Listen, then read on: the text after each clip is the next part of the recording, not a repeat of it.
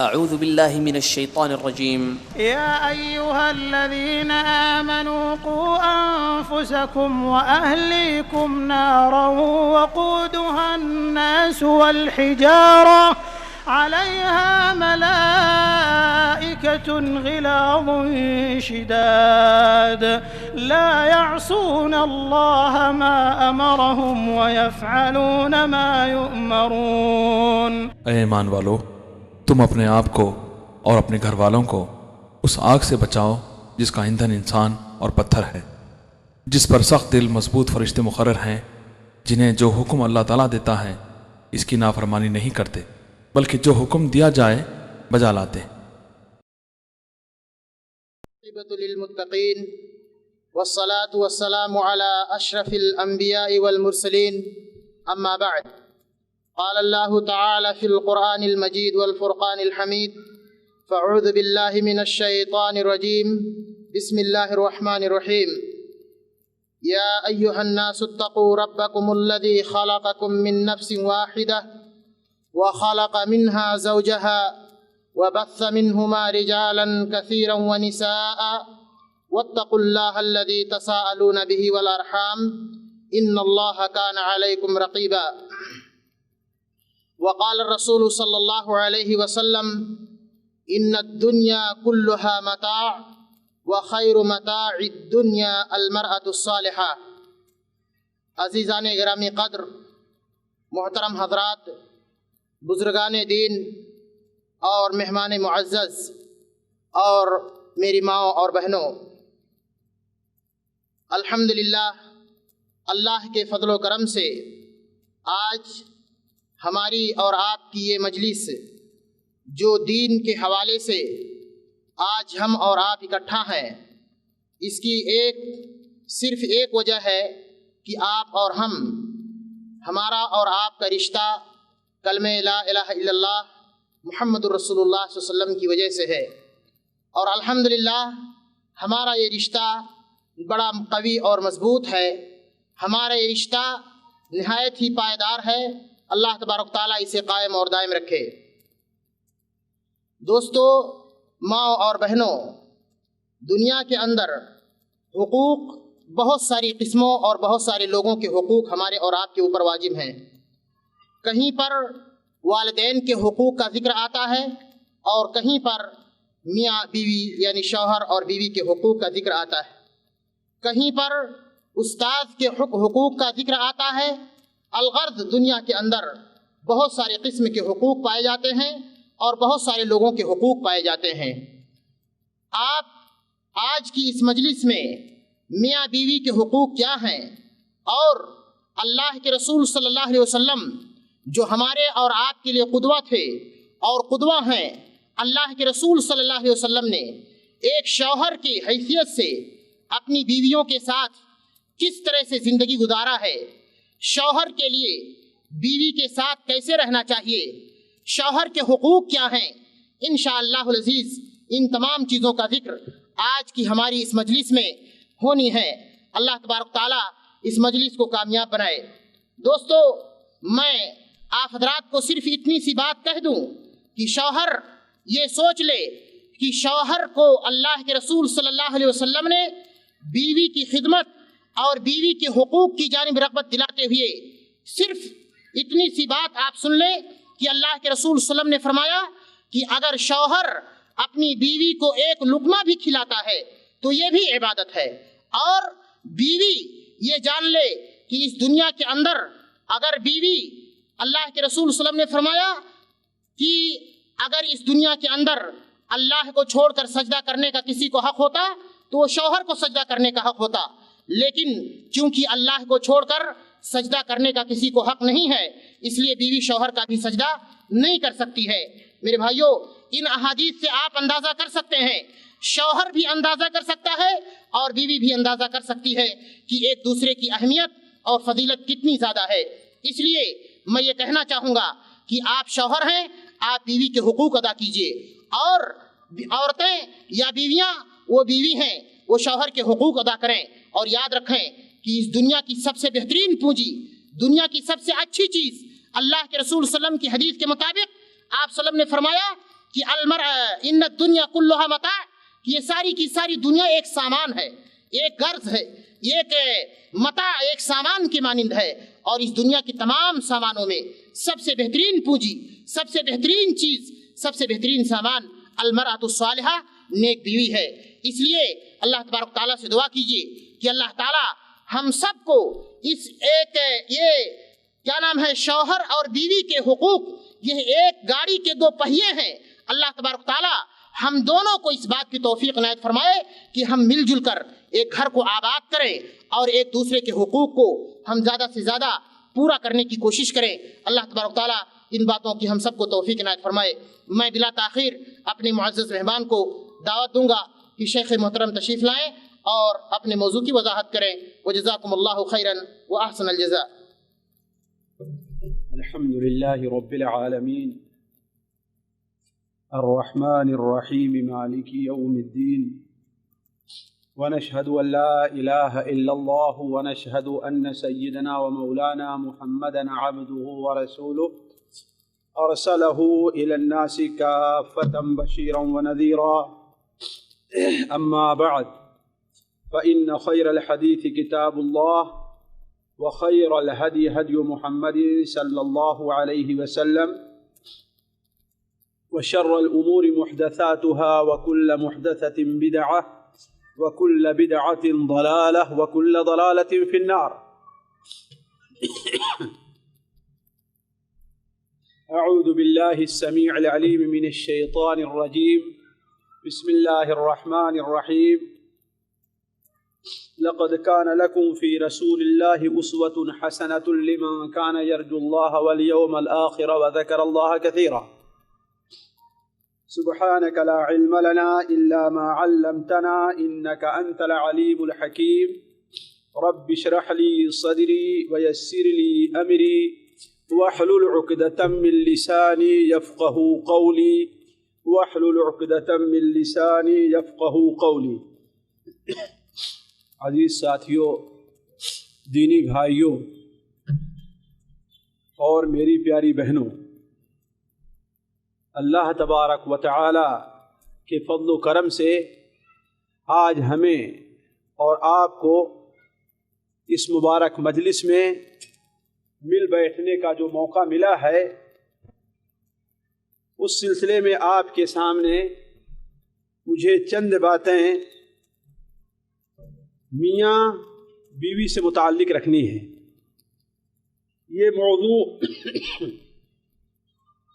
بڑا اہم اور بڑا ہی وسیع ہے۔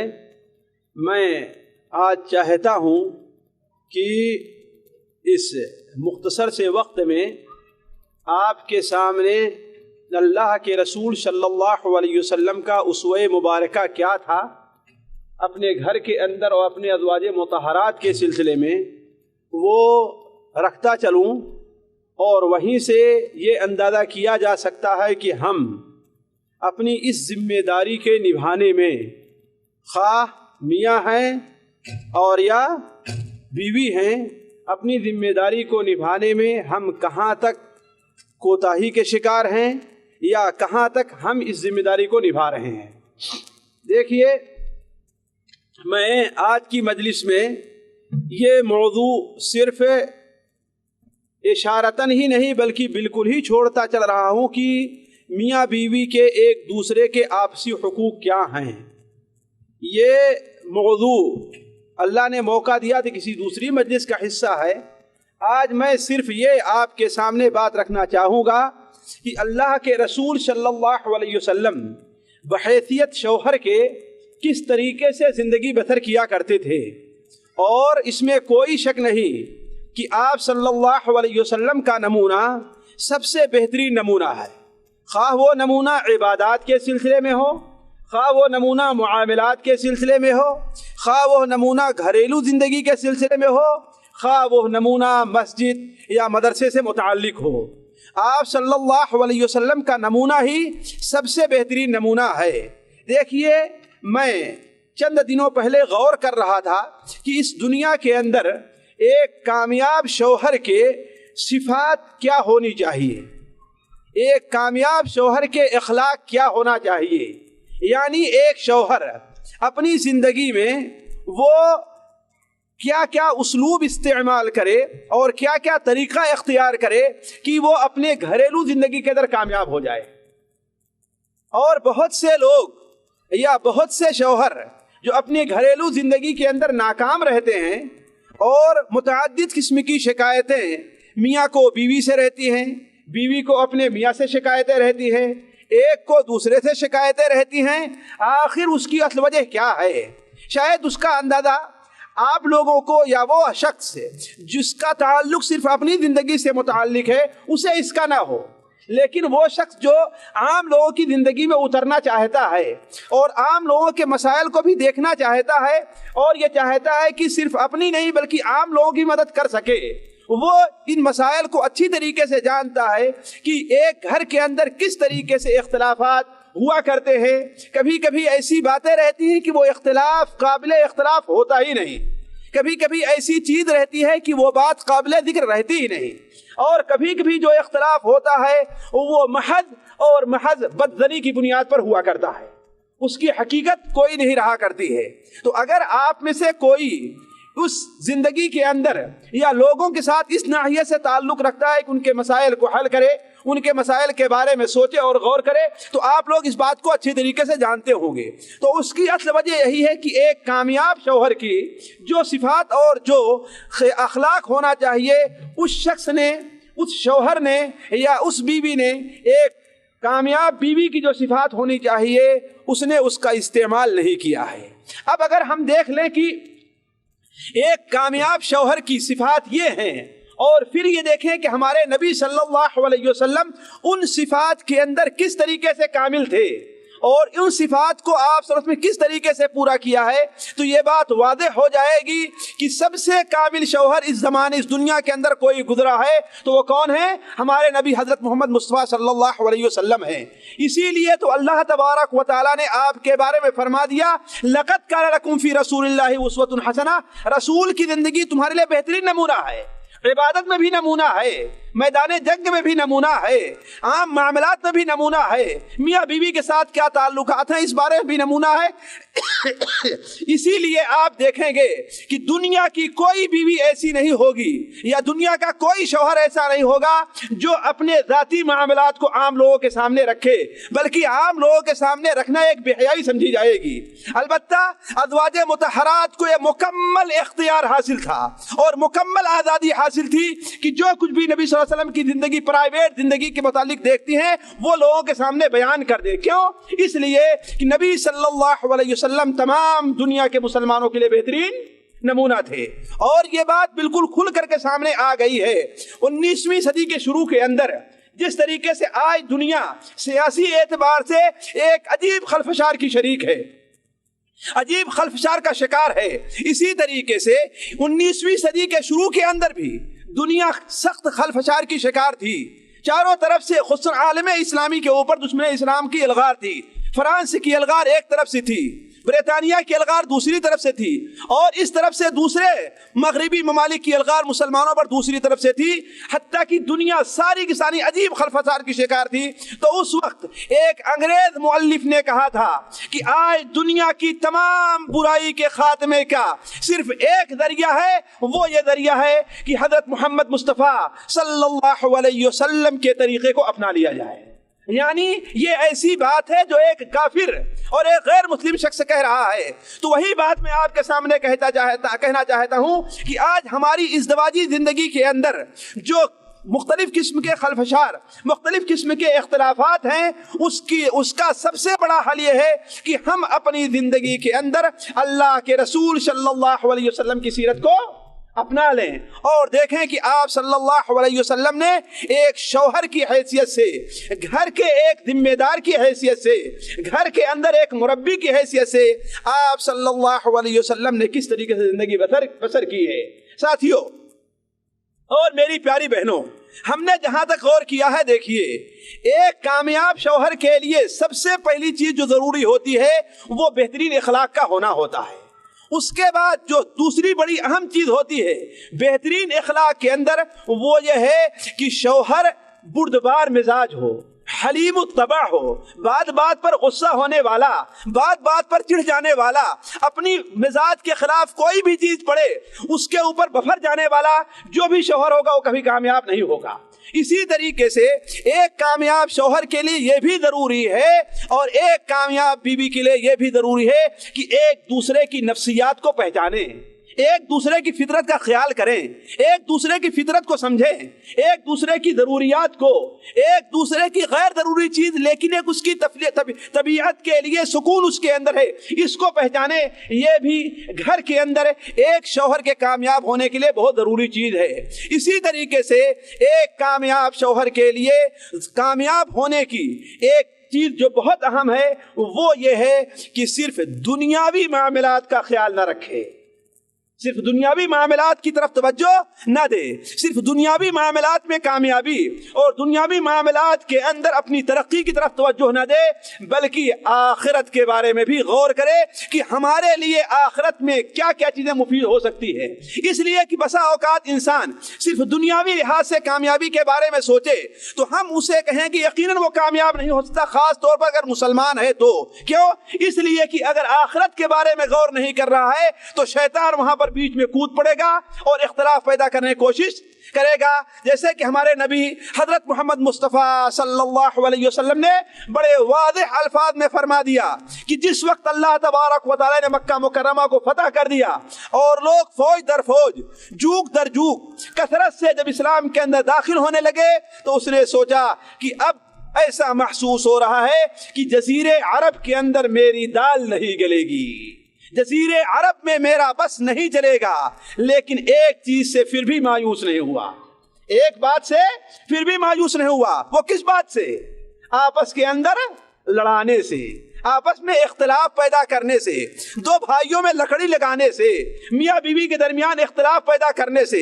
تو عرض کرنے کا مقصد ہے کہ اگر اس بات کو ایک شوہر خاص طور پر اگر مسلمان ہے اس چیز کو اپنے ذہن میں نہ رکھا کہ ہمارے لیے دنیا کے ساتھ ساتھ آخرت میں کیا چیز مفید ہے اور اس پر توجہ نہیں دیا، پھر بھی وہ ایک کامیاب شوہر نہیں سمجھا جاتا۔ یہ مختصر طور پر ہم نے اپنے مطالعے کے مطابق ایک کامیاب شوہر کے صفات کو سمجھا ہے کہ یعنی وہ اخلاق کے لحاظ سے بہتر ہو، اچھے اخلاق کا مالک ہو۔ دوسری بات وہ حلیم الطبع، بردبار مزاج ہو۔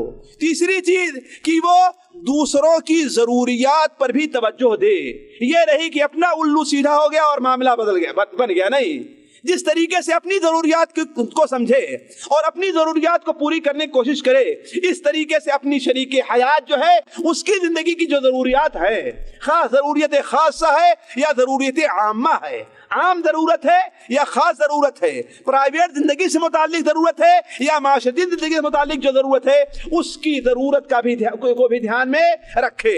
اور چوتھی چیز یہ ہے کہ ایک دوسرے کی نفسیات کو پہچانے، اور پانچویں چیز یہ ہے کہ پانچویں چیز کیا بتایا ہم نے کہ صرف دنیا کی زندگی پر ہی توجہ نہ ہو بلکہ آخرت کے بارے میں بھی اس پر بھی نظر رکھے۔ یہ ہے ایک انشاءاللہ کامیاب شوہر کی صفات۔ اب یہ دیکھنا ہے، مختصر کے بعد اب تفصیل کی طرف آتے ہیں کہ ہمارے نبی حضرت محمد مصطفیٰ صلی اللہ علیہ وسلم نے ان صفات کو اپنی زندگی میں کس طریقے سے اپنایا تھا۔ جہاں تک اچھے اخلاق کا تعلق ہے تو اس بارے میں بغیر کسی شبہ کے اور بغیر کسی جھجک کے، بغیر کسی رکاوٹ کے کہا جا سکتا ہے کہ اللہ کے رسول صلی اللہ علیہ وسلم جیسا بہترین اخلاق کا مالک، خواہ عام لوگوں کے ساتھ ہو، خواہ اپنے دشمن کے ساتھ ہو، خواہ اپنے دوست کے ساتھ ہو، خواہ اپنے بڑے کے ساتھ ہو، خواہ اپنے ہم عمر کے ساتھ ہو، خواہ بچوں کے ساتھ ہو اور خواہ اپنے بیوی اور بچوں کے ساتھ ہو، آپ صلی اللہ علیہ وسلم سے بہتر اخلاق کا کوئی انسان گزرا نہیں ہے۔ کیوں؟ اس کی سب سے بڑی گواہی یہ ہے کہ اللہ تبارک و تعالیٰ نے خود یہ گواہی دے دی ہے کہ وَإِنَّكَ لَعَلَىٰ خُلُقٍ عَظِيمٍ وَإِنَّكَ لَعَلَىٰ خُلُقٍ عَظِيمٍ وَمَا أَنْتَ بِنِعْمَةِ رَبِّكَ بِكَاهِنٍ وَلَا مَجْنُونٍ۔ اپنے رب کے، آپ کے رب کی یہ مہربانی ہے کہ اللہ نے آپ کو بد اخلاق، پاگل، جاہل اور مجنون نہیں بنایا، بلکہ آپ کو اللہ تعالیٰ نے بہترین اخلاق کے اوپر رکھا ہے۔ فبما رحمة من الله لنت لهم ولو كنت فظا غليظ القلب لانفضوا من حولك. اللہ تبارک و تعالیٰ کی مہربانی اور رحمت ہے کہ آپ اچھے اخلاق، آپ نرم مزاج پیدا کیے گئے ہیں، اور اگر آپ سخت مزاج ہوتے، بدخلق ہوتے، بدخو ہوتے تو لوگ آپ کے پاس سے بدک جاتے، لوگ آپ کے پاس سے آپ کو چھوڑ کر کے بھاگ جاتے. تو اللہ کے رسول صلی اللہ علیہ وسلم سب سے بہترین اخلاق کے مالک تھے، اور آپ صلی اللہ علیہ وسلم نہ صرف مالک تھے بلکہ ہمیں اور آپ کو اچھے اخلاق کی تعلیم دی اور اچھے اخلاق کے اوپر ابھارا. حتیٰ کی ذرا آپ غور کریں اچھے اخلاق پر آپ نے کس طریقے سے ابھارا ہے. صرف 2 حدیث کے ترجمے کے اوپر آپ غور کر لیں کہ آپ صلی اللہ علیہ وسلم نے اچھے اخلاق کی کیسی تعلیم دی ہے. چنانچہ سنن ترمذی اور سنن ابو داؤد وغیرہ میں حضرت ابو درداء رضی اللہ عنہ سے روایت ہے کہ آپ صلی اللہ علیہ وسلم نے ارشاد فرمایا، دن قیامت کے دن سب سے وزنی چیز جو ایک بندے کے نامہ اعمال میں رکھی جائے گی، قیامت کے دن سب سے وزنی چیز جو ایک بندے کے نامہ اعمال میں رکھی جائے گی وہ کیا ہوگا؟ حسن خلق، یعنی بہترین اخلاق ہوگا. یہ ہمیں اور آپ کو بہترین اخلاق بنانے اور بہترین اخلاق اختیار کرنے کی ترغیب ہے. اسی طریقے سے آپ صلی اللہ علیہ وسلم نے وہ حدیث حضرت انس بن مالک رضی اللہ عنہ سے مروی ہے اور سنن ترمذی وغیرہ میں ہے کہ آپ صلی اللہ علیہ وسلم نے بیان فرمایا، انا زعیم ببیت فی ربض الجنہ، میں اس شخص کے لیے جنت کے اطراف میں، جنت کے صحن میں ایک گھر کی ذمہ داری لیتا ہوں جو انسان لڑائی جھگڑے کے اندر بلا وجہ پڑنے سے گریز کرتا ہے، اگرچہ وہ حق بات ہی پر کیوں نہ ہو. حق بات پر ہونے کے باوجود بلا وجہ کی بحث مباحثے اور کٹ حجتی سے پرہیز کرتا ہے. اور اس شخص کے لیے جنت کے درمیانی حصے میں ایک گھر کی ذمہ داری لیتا ہوں جو جھوٹ بولنا ترک کر دے اور سچائی کو لازم پکڑ لے، خواہ مذاق میں بھی ہو، یعنی وہ مذاق میں بھی جھوٹ نہیں بولتا. اور جنت کے اوپری حصے میں اس شخص کے لیے ایک گھر کی ذمہ داری میں لیتا ہوں جو اپنے اخلاق کو اچھا بنا لے، جو اپنے اخلاق کو اچھا کر لے. تو اللہ کے رسول صلی اللہ علیہ وسلم نے اچھے اخلاق کی دعوت دی ہے. آپ صلی اللہ علیہ وسلم نے صرف عام زندگی میں نہیں بلکہ اپنی ازدواجی زندگی کے اندر بھی اچھے اخلاق کا ثبوت دیا ہے. چنانچہ آپ صلی اللہ علیہ وسلم نے ایک حدیث کے اندر ارشاد فرمایا، حضرت ابو ہریرہ رضی اللہ عنہ راوی ہیں، سنن ترمذی وغیرہ میں وہ روایت ہے کہ آپ نے بیان فرمایا، اکمل المؤمنین ایمانا احاسنہم اخلاقا. سب سے کامل مومن وہ ہے، سب سے کامل مومن وہ ہے جس کا اخلاق سب سے اچھا ہو. اور تم میں کا سب سے بہتر وہ انسان ہے جو اپنی بیوی اور بچوں کے ساتھ بہتر ہے. دیکھیے آپ نے پہلے کیا فرمایا، سب سے کامل مومن وہ ہے جو اپنے اخلاق کو اچھا کر لے، اور سب سے افضل وہ ہے، سب سے بہتر وہ ہے جو اپنے اہل و عیال کے ساتھ بہتر رہے، یعنی اچھے اخلاق کا ثبوت اپنے اہل و عیال کے ساتھ دیتا ہے. تو اس کا مطلب ہے کہ اللہ تبارک و تعالیٰ کے نزدیک سب سے بہتر ہے. اسی لیے اللہ تبارک و تعالیٰ نے ہمیں آپ کو وعاشروہن بالمعروف کہہ کر کے بہترین اخلاق اپنانے کی جہاں پر دعوت دی، وہیں پر اللہ کے رسول صلی اللہ علیہ وسلم نے ارشاد فرمایا، خیرکم خیرکم لأہلہ وانا خیرکم لأہلی. خیرکم خیرکم لأہلہ، تم میں کا سب سے بہتر وہ ہے جو اپنے اہل و عیال کے لیے بہتر ہو، اور میں اپنے اہل و عیال کے لیے تم میں سب سے بہتر ہوں. اس لیے کہ سب سے اچھے اخلاق کا ثبوت دیتا ہوں، ان کے ساتھ جھوٹ نہیں بولتا، ان کے ساتھ جھوٹے وعدے نہیں کرتا، ان کے ساتھ بدتمیزی سے پیش نہیں آتا، انہیں جھڑکتا نہیں، انہیں مارتا نہیں، انہیں کسی بات پر گالی نہیں دیتا، انہیں کسی بات پر برا بھلا نہیں کہتا. ان تمام اخلاق، بہترین اخلاق کا میں ان کے ساتھ ثبوت دیتا ہوں. اسی لیے حضرت ام سلمہ رضی اللہ عنہ کی شاید روایت ہے کہ اللہ کے رسول صلی اللہ علیہ وسلم نے کسی بھی خادم کو یا کسی بھی بچے کو کبھی بھی اپنے ہاتھ سے مارا نہیں ہے. تو عرض میں کر رہا تھا کہ سب سے بہترین اخلاق کا جو انسان مالک ہو وہی شوہر کامیاب ہو سکتا ہے. اور اللہ کے رسول صلی اللہ علیہ وسلم اپنے اہل و عیال کے ساتھ سب سے بہترین اخلاق کا ثبوت دیتے تھے. اس کی 2 چند مثالیں میں ابھی آپ کے سامنے رکھتا ہوں. جی ہاں، تو میں عرض کر رہا تھا جو دوسری صفت ہم نے بیان کی تھی اور وہ بھی اچھے اخلاق کی ایک قسم ہے، وہ یہ کہ ہے شوہر کو حلیم الطبع اور بردبار مزاج ہونا چاہیے۔ حلیم الطبع کا معنی کیا ہوتا ہے؟ بردبار مزاج کا، یعنی اگر سامنے والا غصہ ہو جائے تو خود ٹھنڈا ہو جائے، سامنے والا جہالت سے کام لے تو اپنے نرمی سے کام لے، سامنے والا گالی دے رہا ہے تو آپ اسے دعائیں دیجئے، سامنے والا آپ کے اوپر آپ کو مارنے کے لیے آ رہا ہے تو آپ اس کے سامنے ایسے نرم لہجے میں بات کیجئے کہ اس کا غصہ ٹھنڈا ہو جائے۔ اور ہم اچھی طریقے سے اپنی زبان میں جانتے ہیں کہ حلیم الطبع اور بردبار مزاج کے معنی کیا ہوا کرتا ہے۔ اللہ کے رسول صلی اللہ علیہ وسلم نے کس طریقے سے اس صفت کو اپنی زندگی کے اندر اپنایا ہے، واللہ کبھی کبھی بعض دفعہ جب میں ان حدیث کو پڑھتا ہوں تو میرا چھوٹا سا دماغ اور میرا چھوٹا سا دل اس چیز کو قبول نہیں کر پاتا، اس کو ہضم نہیں کر پاتا کہ ایک نبی جو اس مقام کے اوپر فائز تھا، کہ دنیا کا کوئی آدمی اس مقام کو نہیں پہنچ سکا، نہ کوئی نبی پہنچ سکا ہے، نہ کوئی ولی پہنچ سکا ہے، بلکہ اس کا احساس حضرت عائشہ رضی اللہ تعالیٰ عنہا کو بھی تھا، اس لیے کہ ایک بار انہوں نے کہا کہ آپ کی بات تو کیا ہے، اللہ تعالیٰ تو آپ کی ہر خواہش پوری کر دیتا ہے، اللہ تعالیٰ تو آپ کی ہر خواہش پوری کر دیتا ہے، چاہے آپ بیویوں سے متعلق آپ کی خواہش ہو اور کسی سے متعلق ہو، اللہ تعالیٰ آپ کی خواہش کو پوری کر دیتا ہے۔ یعنی آپ اس مقام کے اوپر فائز تھے، لیکن اس کے باوجود آپ اپنی ازواج مطہرات ساتھ کس طریقے سے بردباری سے پیش آیا کرتے تھے۔ اللہ تعالیٰ نے آپ کو حکم دے دیا تھا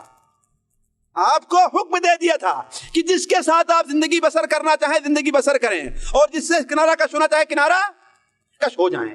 اللہ تعالیٰ نے حکم دے دیا تھا، آپ کو اجازت دے دی تھی، اور اسی طریقے سے ازواج مطہرات کو خطاب کر کے کہا تھا کہ اگر تم لوگ اپنی ان بعض حرکات سے جو فطری طور پر ہوتی ہیں اگر باز نہیں آئی تو اللہ تبارک و تعالیٰ تمہارے نبی کو یہ حکم دے دے گا کہ تمہیں طلاق دے دے گا، اور تمہارے اس شوہر کو اللہ تعالیٰ تم سے بہتر عورتیں، باکرہ عورتیں بھی ہوں گی، سیبہ عورتیں بھی ہوں گی، دوشیزائیں بھی ہوں گی، اور روزہ رکھنے والی ہوں گی، صدقہ کرنے والی ہوں گی، نماز پڑھنے والی ہوں گی، اور اللہ تعالیٰ کا تقوی اختیار کرنے والی ہوں گی۔ عسى ربه ان طلقكن ان يبدله ازواجا خيرا منكن مسلمات مؤمنات قانتات تائبات عابدات سائحات ثيبات وابکارا۔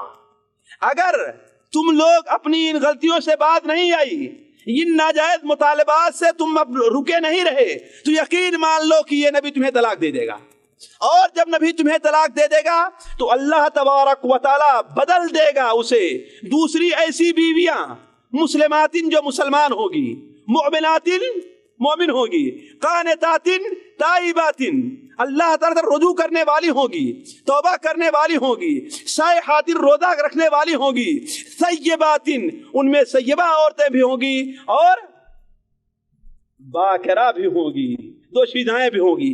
تو جس نبی کو اللہ تعالیٰ نے یہ مقام دیا تھا وہ نبی بھی اس متحمل مزاجی کا مظاہرہ کرے، یہ اس بات کی دلیل تھی کہ ہمیں اور آپ کو وہ سبق دینا تھا کہ ازدواجی زندگی کے اندر حلیم الطبع رہنا، ازدواجی زندگی کے اندر ایک دوسرے کی غلطیوں کو برداشت کرنا یہ بہت ضروری ہے۔ کیوں؟ اس لیے کہ نبی ہمارے اور آپ کے لیے بہترین نمونہ تھا۔ اس کی ایک مثال میں آپ کے سامنے رکھتا ہوں۔ دیکھیے، حضرت عمر فاروق رضی اللہ عنہ کی روایت بخاری اور مسلم کے اندر ہے، بخاری اور مسلم میں ہے۔ وہ بیان فرماتے ہیں کہ ہم اہل مکہ جو تھے اور قریش جو تھے وہ اپنی بیویوں کو کچھ سمجھتے نہیں تھے، اور ہماری بیویاں ہم سے کسی بات کا مطالبہ نہیں کر سکتی تھی۔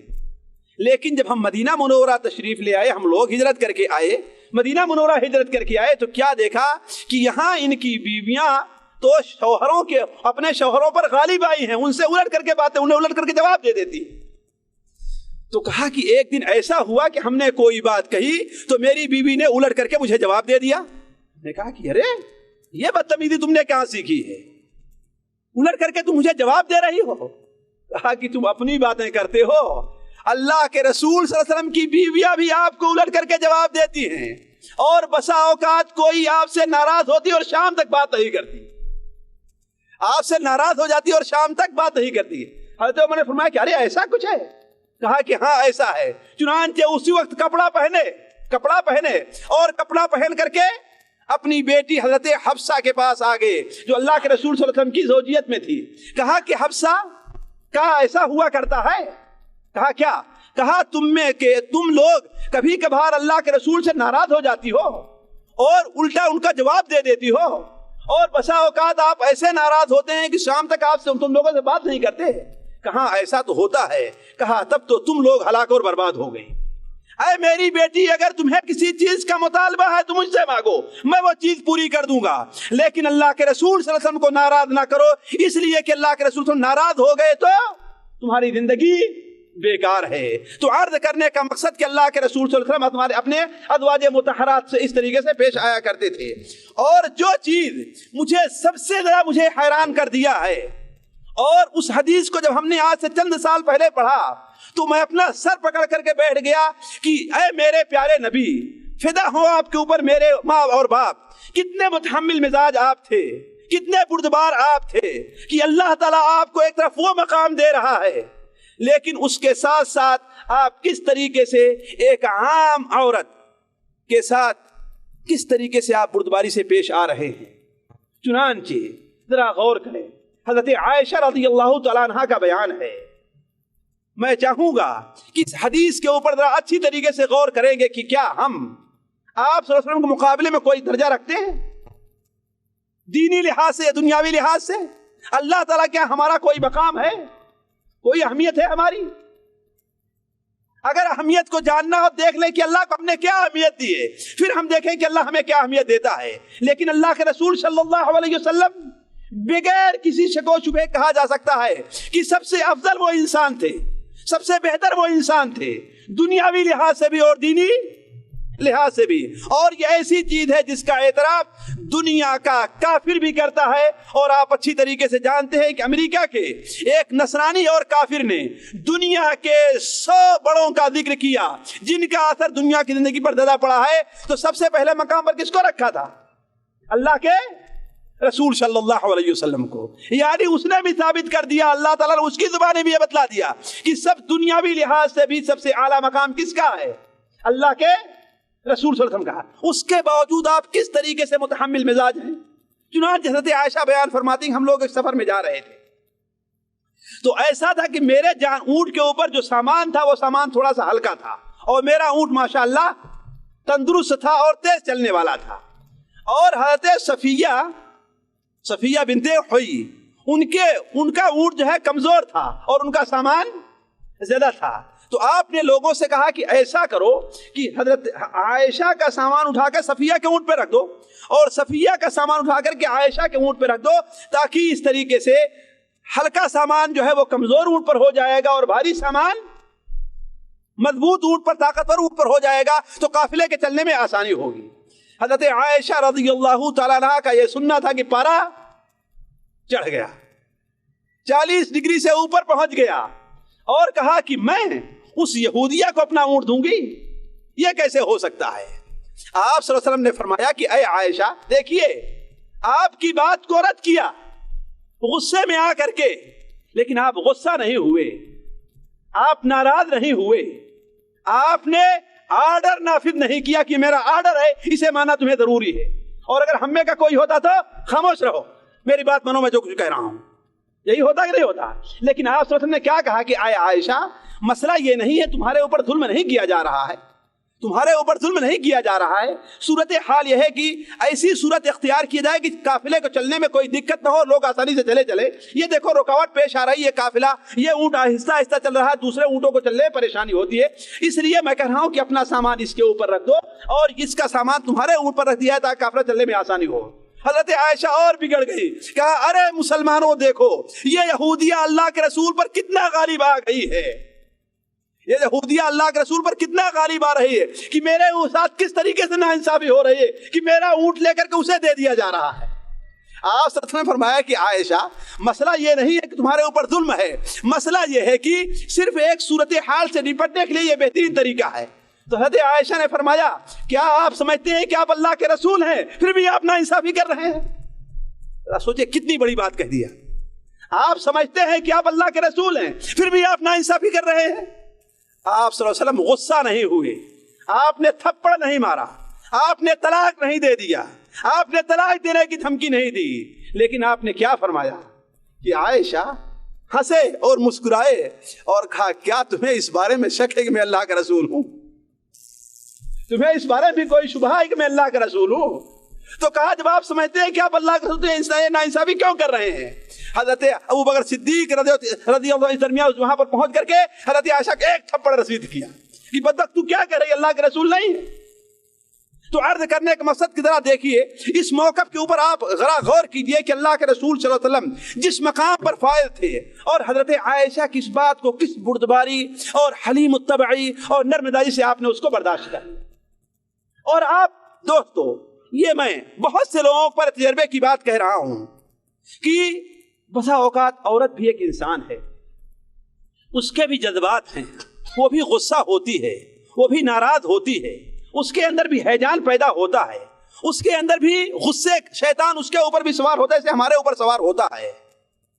جس طریقے سے شوہر کبھی غصے میں ہوتا ہے، تو اگر میاں بیوی اس طریقے کو اپنا لیں کہ اگر شوہر غصے میں آئے تو میاں تھوڑا سا نرم مزاج ہو جائیں کہ آخر اس غصے سے فائدہ کیا ہے، اس غصے سے فائدہ کیا ہے، اور بیوی غصے کے اندر آئے تو شوہر نرم مزاجی سے اختیار کر لے کہ ارے بیگم اتنا برسنے کی کیا ضرورت ہے، ناراض ہونے کی کیا ضرورت ہے، چلو جو تم کر رہے ہو میں مان لے رہا ہوں۔ تو معاملات بالکل آسانی سے حل ہو سکتے ہیں۔ معاملات بگڑتے کہاں ہیں کہ ہر آدمی اپنے غصے کے اوپر اپنی بات کے اوپر اڑ جایا کرتا ہے۔ دیکھیے اللہ کے رسول صلی اللہ علیہ وسلم اپنے غصے اور اپنی بات پر اڑے نہیں، حضرت عائشہ غصے میں رہی اور آپ آہستہ آہستہ انہیں سمجھاتے رہے، آخر میں حضرت عائشہ کو شرمندگی ہوئی کہ نہیں شرمندگی؟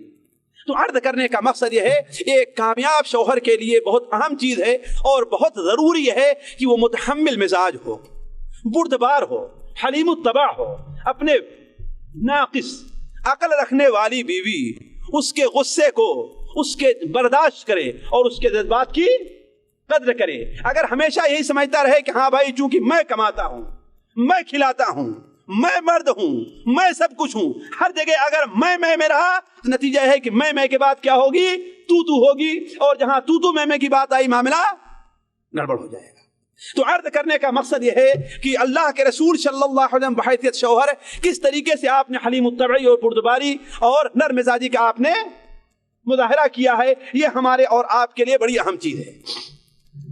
دیکھیے تیسری چیز جس کی شوہر کو ضرورت پڑتی ہے وہ یہ ہے کہ اہل بیت کی ضروریات کا خیال رکھے، صرف اپنی ضروریات پر نظر نہ رکھے، خواہ اپنی خاص ضرورت ہو یا اپنی عام ضرورت ہو، اپنی جنسی ضرورت ہو یا اپنی اور کوئی ضرورت ہو۔ جس طریقے سے اپنی ضروریت کا دھیان رکھ رہا ہے اس طریقے سے ضروری ہے کہ بیوی کی ضروریت کا بھی دھیان رکھے۔ اسی طریقے سے بیوی صاحبہ کو بھی جس طریقے سے یہ سمجھیں کہ ہماری ضرورت پوری ہو، ہمیں آرام ملے، ہمیں سکون ملے، اسی طریقے سے یہ بھی سوچنا چاہیے کہ ہاں ہمارے میاں کو بھی آرام اور سکون ملے۔ یہ نہیں کہ بسا اوقات ہوتا یہ ہے کہ ماں جو ہے بچے سے ناراض رہا کرتی ہے، بچے سے غصے ہوا کرتی ہے، اب جب شوہر آتے ہیں تو ساری باتیں گھر میں پہنچتے ہیں ان کے سر کے اوپر ڈال دیتی ہے۔ نتیجہ ہے کہ گرمی سے آ رہے ہیں، کام سے آ رہے ہیں، استاد جہاں کام کر رہے ہوں وہاں پر بگڑے ہوئے ہوں، نتیجہ کو بفر جایا کرتے ہیں، کبھی بچے کو مارنا شروع کریں گے، کبھی ماں کے اوپر ناراض ہوتے ہیں۔ تو یہ صورتحال کیوں پیدا ہوتی ہے؟ اس لیے کہ ہر اس چیز کی ضروریات کو، آرام بھی ایک ضرورت ہے انسان کی، جس طریقے سے کھانا اور پینا ضرورت ہے، سکون بھی انسان کی ایک ضرورت ہے، جس طریقے سے کھانا اور پینا ضرورت ہے، تو ہر ایک ضرورت کا خیال رکھا جائے۔ جیسا کہ اللہ کے رسول صلی اللہ علیہ وسلم نے ارشاد فرمایا، استوصوا بالنساء خیرا، ہے کہ نہیں ہے؟ عورتوں کے ساتھ بھلائی کا معاملہ کرو۔ کیوں؟ اس لیے کہ اللہ تبارک و تعالیٰ نے انہیں پسلی سے پیدا کیا ہے، اور سب سے ٹیڑھی پسلی کون ہے؟ اوپر والی ہے۔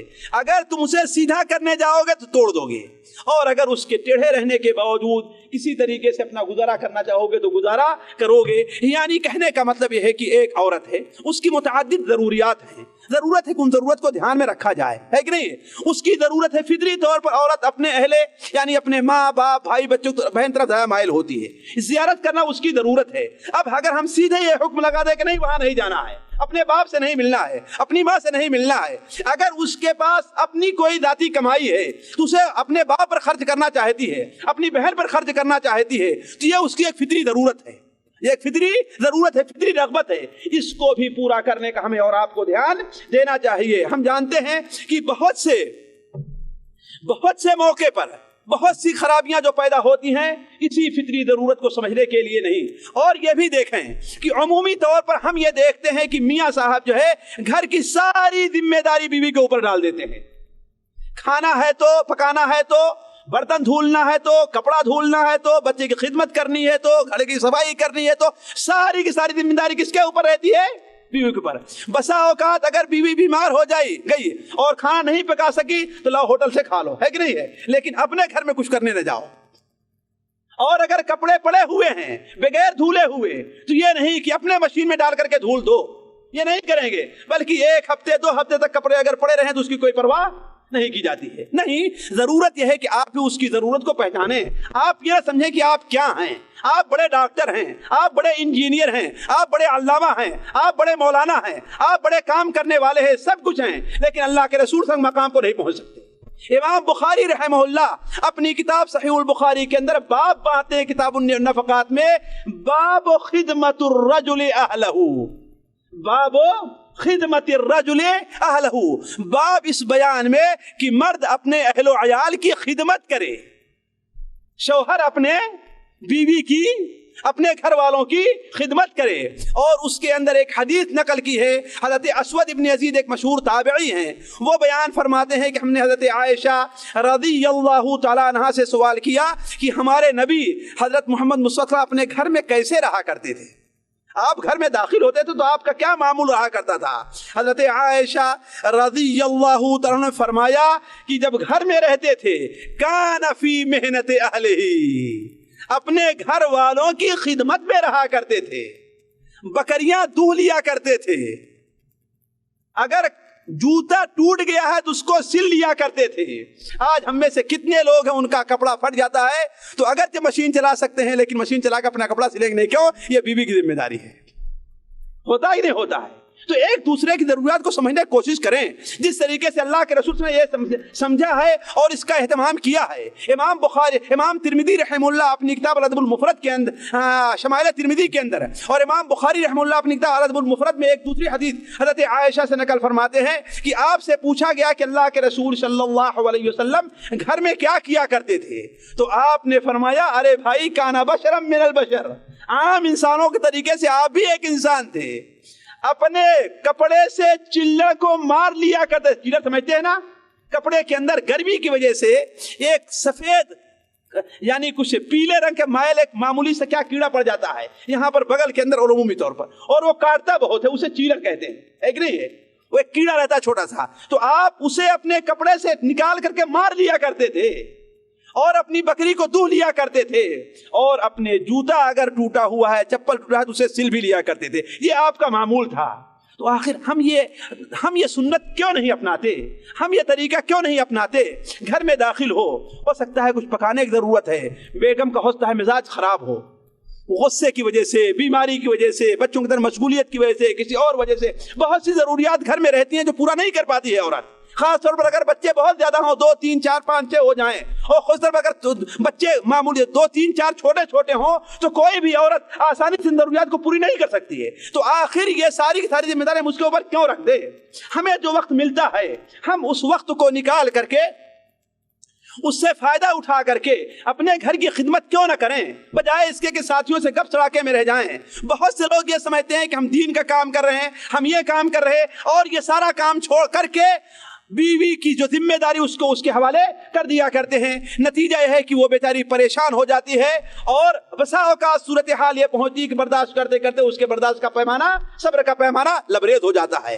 تو اللہ کے رسول صلی اللہ علیہ وسلم کا یہ معمول تھا کہ اپنے گھر والوں کی خدمت کیا کرتے تھے، اور اپنے گھر کے اندر رہ کر کے گھر کے جو کام ہیں، صفائی ستھرائی کے کام ہو تو یا اور کوئی کام ہے، آپ خود کر لیا کرتے تھے۔ تو ہم تو اس بات کے زیادہ حقدار ہے کہ ہم وہ کام کریں، بلکہ مجھے اچھی طریقے سے یاد ہے کہ بہت دنوں پہلے ہم نے ایک قصہ پڑھا تھا، حضرت عائشہ رضی اللہ عنہ کا بیان ہے، شاید یہ قصہ رحمت للعالمین کے اندر ہے کہ اللہ کے رسول صلی اللہ علیہ وسلم ایک بار اپنے گھر میں بیٹھے ہوئے اور اپنے چپل کو سل رہے تھے، ساری دنیا پر حکومت کرتے تھے، اللہ تعالیٰ نے آپ کے ہاتھ میں کیسر و کسرا کا خزانہ دیا تھا.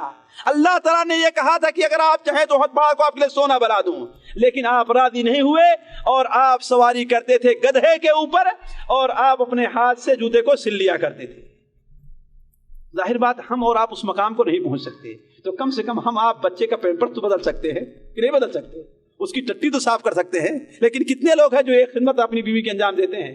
ذرا سوچیں کتنے لوگ ہیں. برتن تو دھول سکتے ہیں نا، کپڑا تو صاف دھول سکتے ہیں، کپڑے کو مشین سے نکال کے اس کو پریس تو کر سکتے ہیں نا، لیکن کتنے لوگ ہیں جو خوشی سے اور اللہ کو راضی کرنے کے لیے اور اپنی بیوی کی خدمت کے لیے، گھر والوں کی خدمت کے لیے یہ سارا کام کیا کرتے ہیں. تو حضرت عائشہ رضی اللہ عنہا بیان فرماتی ہیں کہ اللہ کے رسول صلی اللہ علیہ وسلم اپنے جوتے کو سل رہے تھے، اور آپ دیکھتے ہیں کہ آدمی محنت کا کام کرنے لگے تو اس کے پیشانی کے اوپر پسینہ آ جایا کرتا ہے. تو آپ صلی اللہ علیہ وسلم کی پیشانی کے اوپر پسینہ بہنے لگا تو حضرت عائشہ کو بہت پسند آیا، بڑے خوبصورت لگے آپ صلی اللہ علیہ وسلم، اس لیے کہ آپ خوبصورت تو تھے ہی، اس میں کوئی شک نہیں ہے.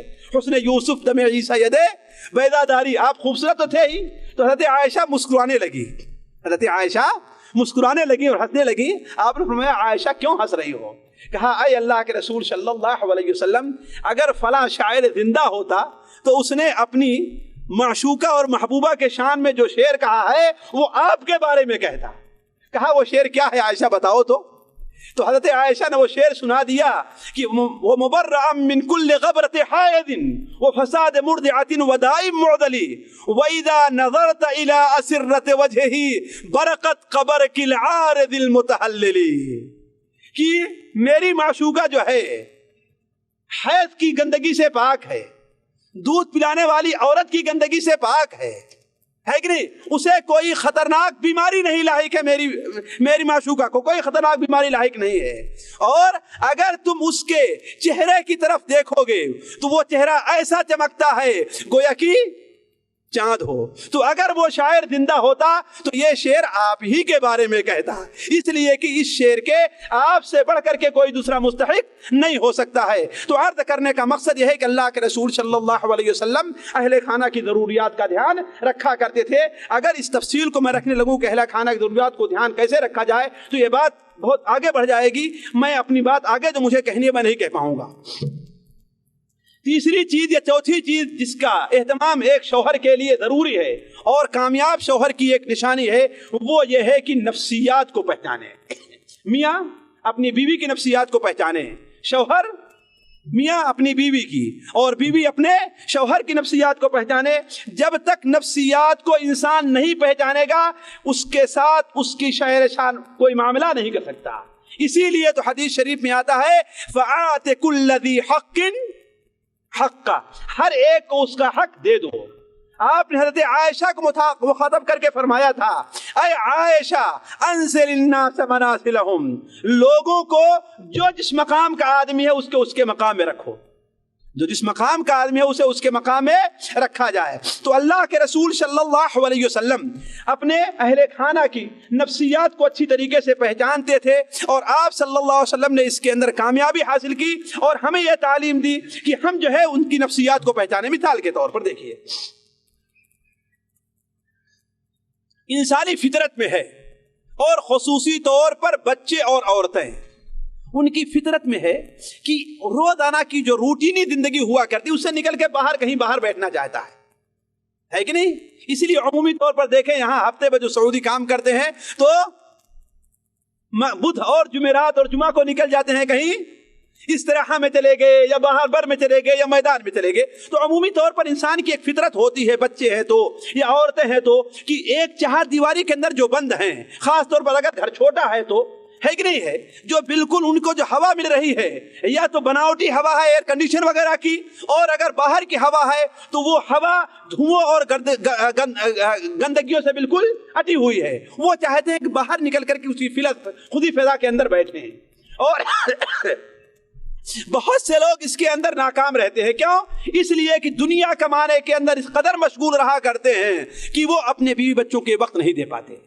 اور میرے جیسے لوگ تقریر کرنے میں اس قدر مشغول رہا کرتے ہیں کہ اپنے بیوی بچوں کے وقت نہیں دے پاتے، جمعرات جمعہ کو بھی وقت نہیں نکال پاتے. ہوتا کہ نہیں ہوتا؟ نہیں، اس بات کا دھیان رکھنا چاہیے کہ اپنی بیوی اور اپنے بچوں کی اس نفسیات کو پہچانیں۔ خود ہمارے نبی صلی اللہ علیہ وسلم جن کے دماغ کے اوپر ساری دنیا کا بوجھ تھا، ساری دنیا کی فکر آپ کے مزاج پر تھی، حتیٰ کہ حضرت عائشہ رضی اللہ عنہا کا بیان ہے کہ آپ صلی اللہ علیہ وسلم کی آخری عمر کی نماز زیادہ تر بیٹھ کر ہوا کرتی تھی۔ آخری عمر کی آپ کی تہجد کی نماز کیا ہوتی تھی؟ زیادہ تر بیٹھ کر ہوتی تھی۔ کیوں؟ اس لیے کہ آپ کھڑے ہو کر کے نماز نہیں پڑھ سکتے تھے۔ کیوں؟ بعدما حتمہ الناس، جبکہ لوگوں کے فکر نے، لوگوں کے غم نے، لوگوں کی پریشانی نے آپ کو توڑ کر کے رکھ دیا تھا۔ تو آپ صلی اللہ علیہ وسلم بھی 60 سال کے تھے اور کھڑے ہو کر نماز نہیں پڑھ سکتے تھے۔ وجہ کیا تھی؟ آپ کو اور کوئی اپنا مستقبل آنے کی فکر نہیں تھی، مزدوری نہیں کیا کرتے تھے آپ، اللہ تعالیٰ نے آپ کو ایک خاص بیماری نہیں عطا فرمائی تھی، صرف یہی تھا کہ لوگوں کی فکر، لوگوں کا غم تھا، لوگوں کی فکر اور لوگوں کا غم تھا، جیسے قرآن مجید میں اللہ تعالیٰ نے اس کی طرف کئی جگہ اشارہ فرمایا ہے۔ لیکن ان تمام فکر اور غم کے باوجود اللہ کے رسول صلی اللہ علیہ وسلم نے اہل خانہ کی اس خواہش کو پورا کیا ہے۔ چنانچہ سنن ابو داؤد وغیرہ میں روایت ہے کہ اللہ کے رسول صلی اللہ علیہ وسلم جب اپنے بچوں کو لے کر کے بر کے علاقے میں جایا کرتے تھے، اپنے بچوں کو لے کر کے بر کے علاقے میں جاتے تھے تو خرج الی ہذہ الطلع، انہی وادیوں کی طرف آپ نکل کر کے بیٹھ جایا کرتے تھے۔ تو ایک شوہر کو لیے ضروری ہے کہ بچوں کی نفسیات کو پہچانے، کہ انہیں کھیل کود کے مواقع فراہم کرے، اس لیے کہ عمومی طور پر بچے کھیل کود کے شوقین ہوا کرتے ہیں، ہے کہ نہیں ہے؟ تو ایک گھر کے اندر باپ کی حیثیت زندگی بسر کر رہا ہے تو اس کو پہچانے اور یہ دیکھے کہ میری بیوی کس مزاج کی ہے، کس عمر کی ہے، اسے کیا کیا چیزیں پسند ہے۔ ذرا دیکھیے حضرت عائشہ رضی اللہ تعالیٰ عنہا اللہ کے رسول صلی اللہ علیہ وسلم کی خدمت میں آئی تو کتنی عمر تھی ان کی؟ 9 سال تھی، اور جب آپ کا انتقال ہوا تو کتنی عمر تھی؟ 18 سال تھی، 17 سال 18 سال ان کی عمر تھی۔ ظاہر بات یہ ایک بچی کی ہے، اور اس عمر میں آپ دیکھتے ہوں گے کہ دیہات کے اندر بچیاں زیادہ تر کس سے کھیلتی ہیں؟ گڑیا اور گڈے سے کھیلتی ہیں۔ عمومی طور پر کس سے کھیلتی ہیں؟ گڑیا اور گڈے سے کھیلتی ہیں، 8 سال کی، 9 سال کی، 10 سال کی بچیاں۔ تو حضرت عائشہ رضی اللہ تعالیٰ عنہا بھی گڑیا اور گڈے سے کھیلا کرتی تھی۔ آپ نے کہیں منع نہیں کیا، کہیں منع نہیں کیا، بلکہ بعض روایات میں آتا ہے کہ جو بچیاں میرے ساتھ کھیلا کرتی تھی، آپ صلی اللہ علیہ وسلم آتے تھے تو آپ کو دیکھ کر کے بھاگ جایا کرتی تھی، تو آپ باہر جاتے تھے اور انہیں میرے پاس واپس بھیج دیا کرتے تھے کہ جاؤ اور اس کے ساتھ رہو۔ چنانچہ ایک بہترین واقعہ حضرت عائشہ رضی اللہ عنہا بیان فرمایا کہ آپ صلی اللہ علیہ وسلم غزوہ حنین یا غزوہ تبوک سے واپس آئے، غزوہ حنین یا غزوہ تبوک سے واپس آئے۔ میں یہ دکھانا چاہتا ہوں کہ اللہ کے رسول نفسیات کو کس طریقے سے پہچانتے تھے اور اس کے مطابق کس طریقے سے معاملہ کرتے تھے۔ آپ غزوہ تبوک سے واپس آئے تو کیا دیکھتے ہیں کہ دیوار کے اندر بسا اوقات دیہات جو مٹی کے دیوار رہا کرتے یا پرانے پکے دیوار رہا کرتے تھے، ایک تھوڑی سی اندر جگہ بنا دی جاتی ہے، اس پر کوئی چیز رکھنے کے لیے چراغ رکھنا ہو وہ رکھ دیا جاتا ہے نا، اسے تاک کہا جاتا ہے کہ نہیں؟ اسے تاک کہا جاتا ہے، ایسے بنا دیا جاتا تھا۔ تو ایک بنا ہوا تھا، اس کے اوپر ہم نے ایک پردہ لٹکا دیا تھا اور اس تاک کے اوپر ہم نے گڑیاں اور گڈے بنا کر کے رکھ دیے تھے، ہم نے گڑیا اور گڈا بنا کر کے رکھ دیا تھا۔ تو آپ صلی اللہ علیہ وسلم تشریف لے آئے، آپ گھر کے اندر داخل ہوئے کہ ہوا آئی زور کی اور ہوا سے وہ پردہ اٹھ گیا، تو آپ نے ان کو دیکھ لیا تو کہا عائشہ یہ کیا ہے؟ تو حضرت عائشہ نے فرمایا اے اللہ کے رسول، بناتی میری گڑیاں ہیں، یہ میری گڑیاں ہیں۔ آپ نے فرمایا اس میں ایک میں اور دیکھ رہا ہوں کہ ایک گڈا ایسا بنا ہے یا گڑیا ایسی بنی ہے کہ اس کے 2 پر بھی بنائے گئے ہیں، یہ کیا چیز ہے؟ تو کہا اے اللہ کے رسول آپ نے نہیں سنا ہے، کہتے سلیمان علیہ السلام کے پاس ایک گھوڑا تھا جس کے 2 پر بھی تھے، کہتے سلیمان علیہ السلام کے پاس ایک گھوڑا تھا جس کے 2 پر بھی تھے۔ تو حضرت عائشہ بیان فرماتی ہیں یہ دیکھ سن کر کے آپ صلی اللہ علیہ وسلم اتنے زور سے ہنسے کہ آپ کے اندر کے دانت بھی ظاہر ہو گئے، آپ کے اندر کے دانت بھی ظاہر ہو گئے۔ تو عرض کرنے کا مقصد کہ اللہ کے رسول صلی اللہ علیہ وسلم نے اپنی بیوی کی اس نفسیات کو پہچانا۔ عام طور پر دیکھتے ہیں کم عمر بچے ہوں یا بچیاں ہوں، ان کا میلان کھیل کود اور کھیل وغیرہ دیکھنے طرف زیادہ ہوا کرتا ہے۔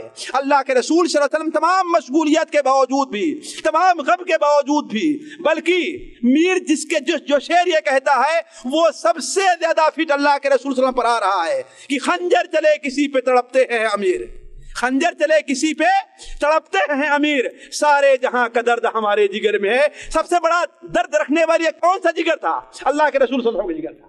اس کے باوجود دیکھیے اپنے اہل خانہ اور اپنی بیوی کی نفسیات کو آپ نے کس طریقے سے پہچانا. چنانچہ حضرت عائشہ بیان فرماتی ہیں کہ اللہ کے رسول صلی اللہ علیہ وسلم ہمارے پاس بیٹھے ہوئے تھے تو کیا دیکھتے ہیں کہ باہر سے آواز آ رہی ہے. امام نسائی رحمہ اللہ نے اپنی کتاب سنن الکبریٰ کے اندر باب عشرت النساء کے اندر اس حدیث کو ذکر کیا ہے, اور مستدرک حاکم کے اندر بھی یہ حدیث ہے کہ ایک شور اٹھا اور آواز ہے, بلکہ سنن ترمذی میں بھی حدیث موجود ہے. یہ حدیث سنن ترمذی کے اندر بھی موجود ہے کہ آپ صلی اللہ علیہ وسلم نے کہا کہ یہ آواز کیا ہے, تو کسی نے بتایا کچھ حبشی لوگ ہیں جو کھیل رہے ہیں, کچھ حبشی لوگ ہیں جو کھیل رہے ہیں. اور ان کا جس طریقے سے دیکھیں یہاں پر جو بادیہ کے علاقے کے لوگ تھوڑا سا اپنا ناچ کرتے ہیں کہ نہیں ہے, اس طریقے سے ہاتھ ہلا کر کے اور یہ کر کے ہے نا اپنا جھنڈا اس طریقے سے وہ کھیل رہے ہیں. اور بسا اوقات وہ لوگ نیزہ اور تیر یعنی اس کا بھی مشق کیا کرتے تھے. تو آپ نے فرمایا اے عائشہ تم اسے دیکھنا چاہتی ہو, اے عائشہ تم اسے دیکھنا چاہتی ہو؟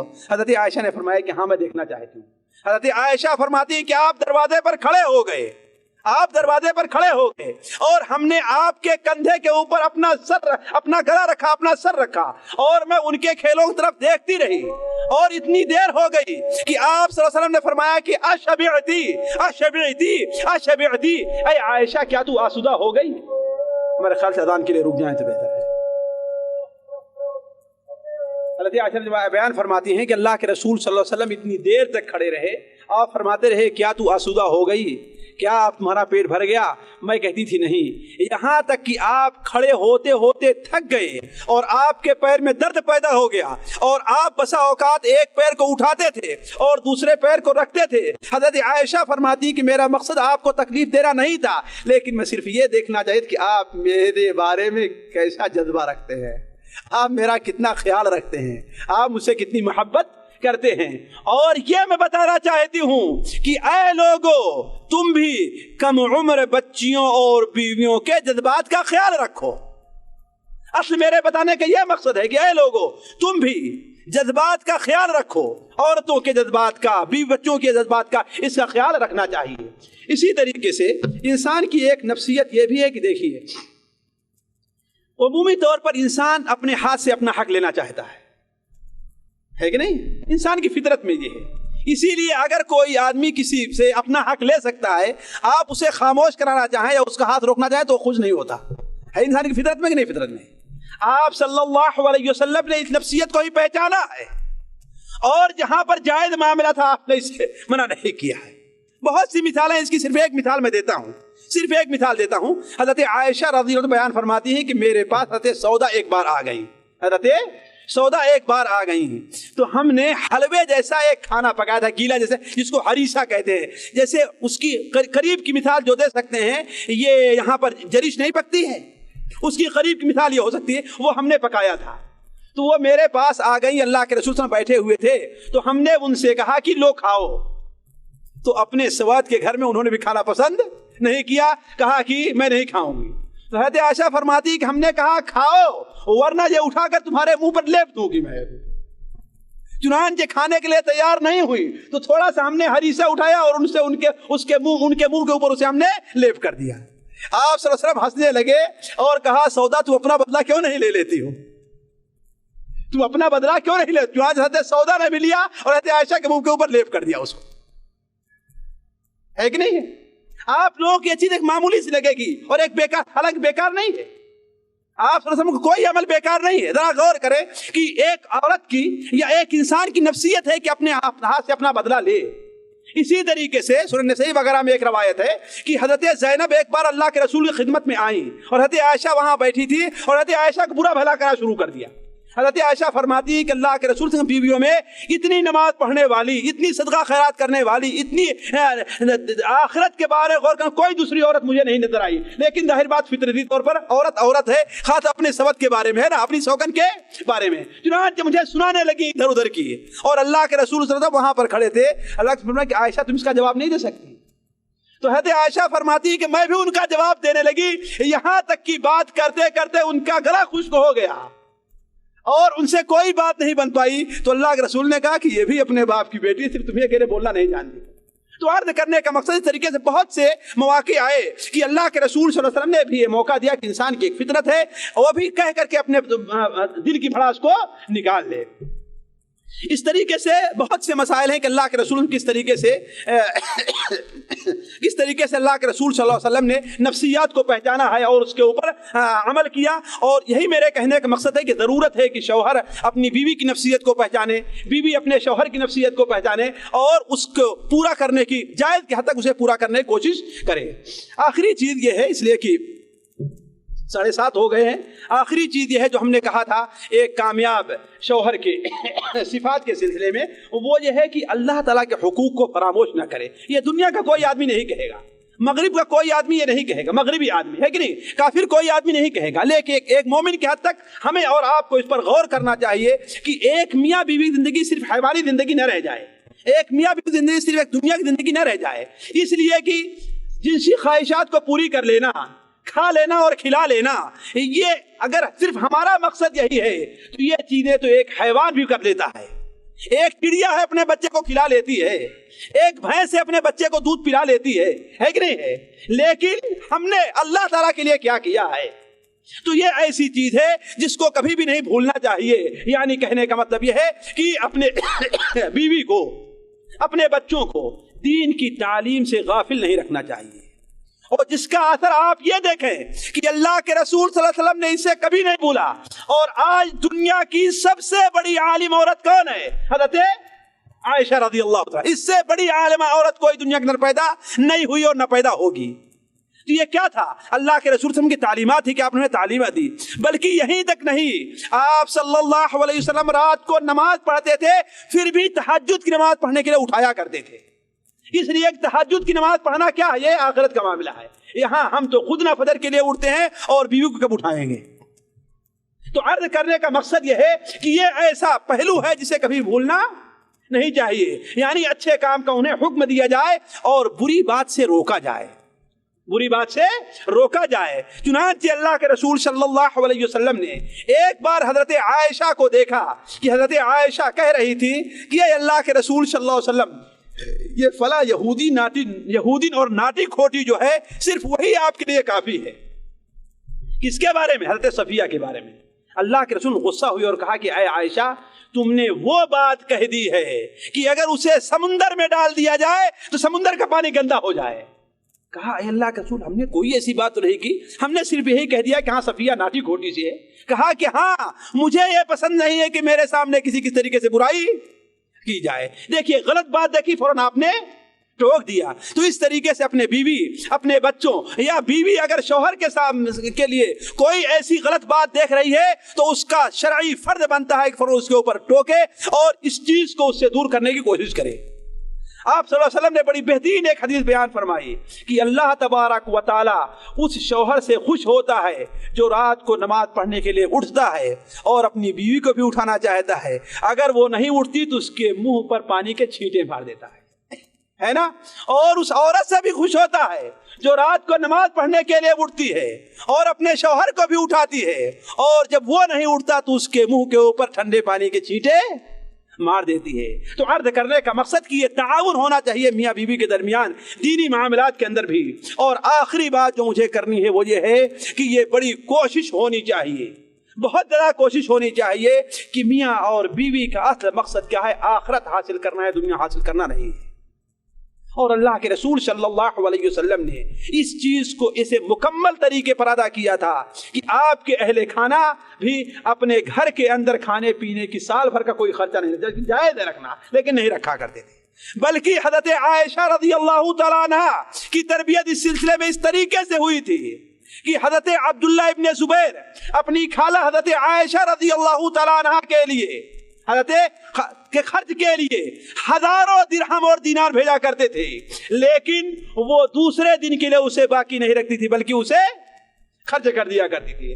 حتیٰ کہ صورتحال یہاں تک پہنچی کہ حضرت عبداللہ ابن زبیر نے ایک بار کہہ دیا, یہ حدیث ادب المفرد کے اندر امام بخاری نقل کے اٹھا کر کے دیکھ لیجئے. حضرت عبداللہ ابن زبیر نے یہ کہہ دیا کہ اگر اس طریقے سے بلا وجہ خرچ کرنے سے بات نہیں آتی ہے تو میں ان کے اوپر پابندی لگا دوں گا کہ ایک پیسہ بھی نہ خرچ کر پائیں. یہ کس کے بارے میں؟ حضرت عائشہ رضی اللہ تعالیٰ عنہ کے بارے میں.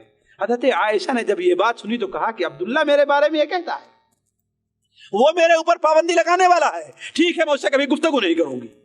اتنی ناراض ہو گئی کہ میں آخرت حاصل کرنا چاہتی ہوں، میں آخرت کمانا چاہتی ہوں، میں دنیا نہیں چاہتی، اور پھر بھی میرے اوپر پابندی لگانا چاہتا ہے۔ اور ایسا کیوں نہ ہو، نبی صلی اللہ علیہ وسلم نے اس کی تعلیم دی تھی۔